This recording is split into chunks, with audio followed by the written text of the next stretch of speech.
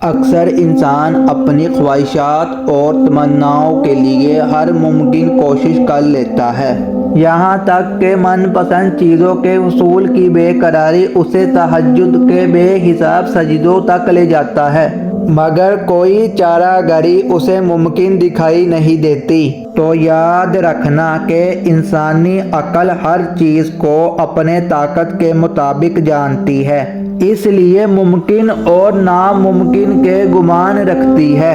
اگر تم یہ سوچ رہے ہو اللہ تمہاری بے شمار دعاؤں کا جواب کیوں نہیں دے رہا، دیکھو اگر تم غور کرو تو دنیاوی فائدے ہو یا نقصان، دونوں ہی کے تقاضے تمہیں دو مختلف سمتوں میں کھینچیں گے۔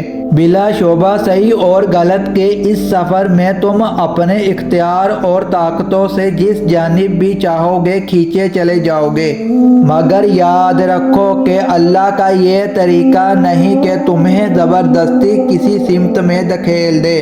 خوب جان رکھو اس رحمان کے وعدے ہو یا وعیدیں، ہر بات یوں کہ توں سچ نکلتی ہے، جبکہ شیطان کے دلائے بھروسے ہمیشہ جھوٹے ہی ثابت نکلے ہیں۔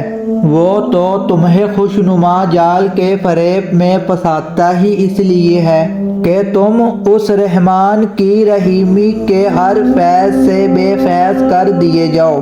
جب فیصلے چکا دیے جائیں گے تو شیطان خود کہے گا کہ اللہ نے جو تم سے وعدے کیے تھے وہ سب سچے تھے۔ اللہ فرماتا ہے میں تمہیں دیکھ بھی رہا ہوں اور سن بھی رہا ہوں، اور جو تم نے مجھ سے رو رو کے دعائے تہجد میں مانگی تھی میں اس کا اجر تمہیں بہت جلد دوں گا۔ اگر آپ چاہتے ہیں کہ آپ کو مفید اور سچی تعلیمات روزانہ ملے جس سے آپ کی آخرت بھی سنور جائے تو ہمارے پیج کو لائک اور سبسکرائب لازم کریں۔ شکریہ۔